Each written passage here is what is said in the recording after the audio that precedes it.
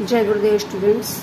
Students, this is lesson number 10, the cherry tree. First of all, let's see the word meaning of this lesson. Number 1 is ranger. Ranger means a person whose job is to take care of a park, a forest or an area of countryside. जिसकी duty park की देखभाल, forest या country side की देखभाल होती है, उसे ranger कहते हैं.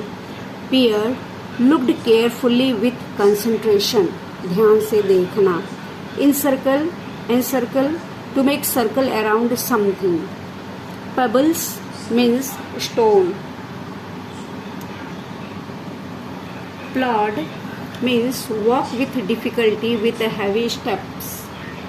Scrambled, moved quickly. Scythe, a tool with a long handle and a slightly curved blade used for cutting long grass and corn, जिसे हंसिया कहते हैं. Foliage, leaves. Intention, an aim or plan. Damage, physical harm impairing the value.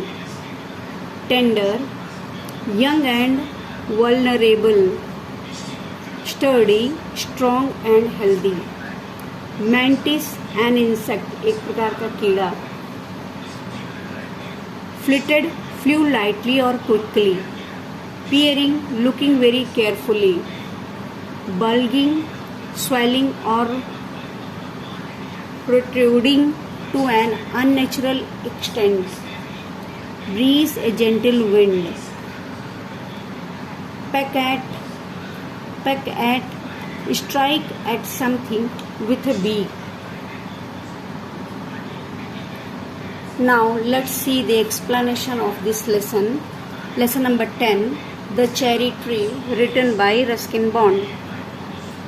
One day, Rakesh walked home from the Mussoorie बाजार eating cherry. एक दिन राकेश मसूरी बाजार से cherry खाते हुए लौट रहा था. They were a little sweet, a little sour. Way cherry जो है थोड़ा सा स्वीट मीठा था, थोड़ा खट्टा था. Small, bright red cherries which had come all the way from the Kashmir Valley.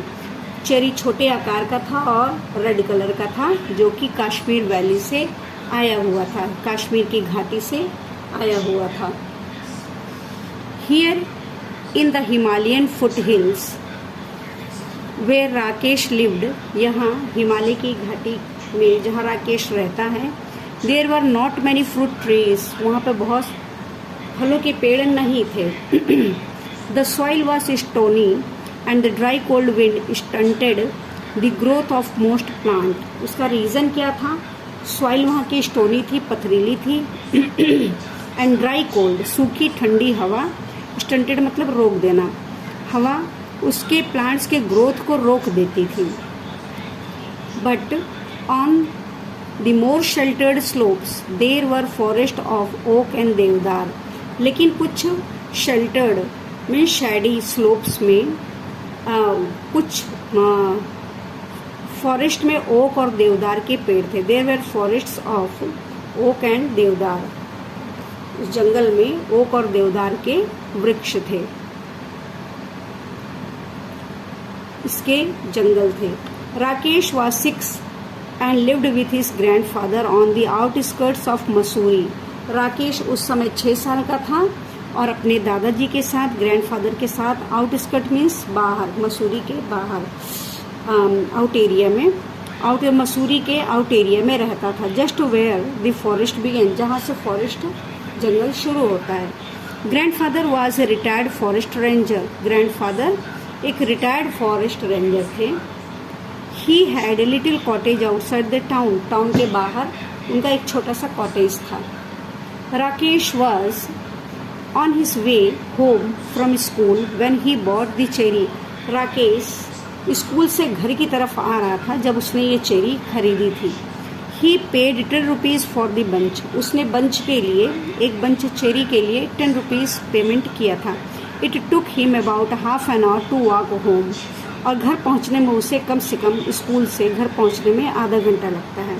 And by the time he reach the cottage there were only 3 cherries left. और रास्ते में चेरीज खाते हुए आ रहा था, जैसे कि उसने मार्केट से ख़रीदा था। और घर पहुंचते पहुंचते उसके पास 3 चेरी बचती है, क्योंकि हाफ एन आवर आधे घंटे लगता है उसे घर पहुंचने में।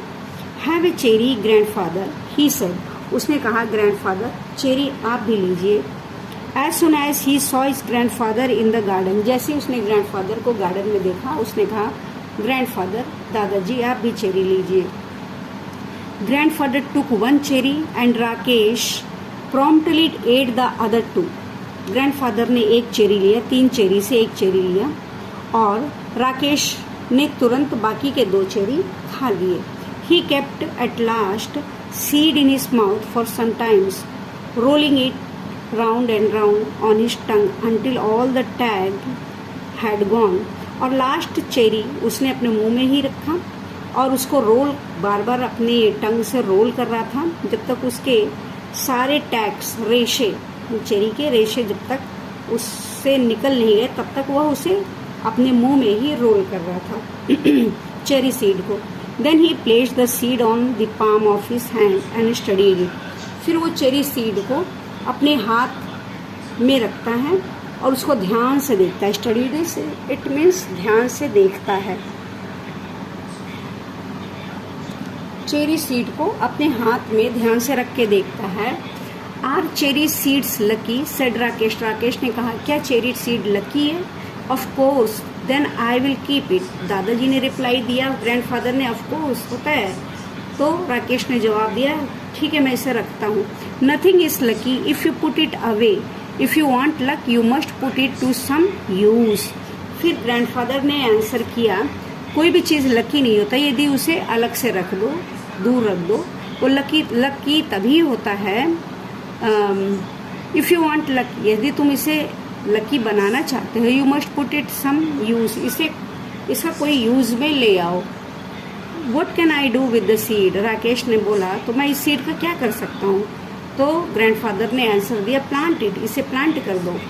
सो Rakesh found a small spade and begin to dig up a flower bed. और राकेश को एक छोटा सा स्पेड, एक टूल होता है जिससे खुदाई करते हैं, and begin to dig up a flower bed. और सीड को लगाने के लिए, प्लांट करने के लिए वो डिग करने लगा। Hey not there said grandfather. Grandfather ने कहा अरे यहाँ नहीं। I have sown mustard in that bed, मैंने यहाँ पर मस्टर्ड सीड लगाया है। Plant it in that shady corner, इसको शैडी कॉर्नर में प्लांट करो। Where it won't be disturb, जहाँ पर इसको कोई डिस्टर्ब नहीं करेगा। Rakesh went to a corner of the garden, Rakesh garden के कॉर्नर में जाता है। Where the earth was soft and yielding, जहाँ पर अर्थ बहुत सॉफ्ट था, यील्डिंग मीन्स उपजाऊ थी। He did not have to dig, उसे वहाँ डिग नहीं करना पड़ा। He pressed the seed into the soil with his thumb and it went right in, उसने अपने थंब से इस सीड को प्रेस किया और सीधे अंदर चला गया। Then he had his lunch, उसके बाद उसने लंच किया। And ran off to play cricket with his friends, और अपने फ्रेंड्स के साथ क्रिकेट खेलने चला गया। And forget all about the cherry seed, और चेरी सीड के बारे में वो भूल गया। Now next part will be from next part. Okay, thank you, जय गुरुदेव।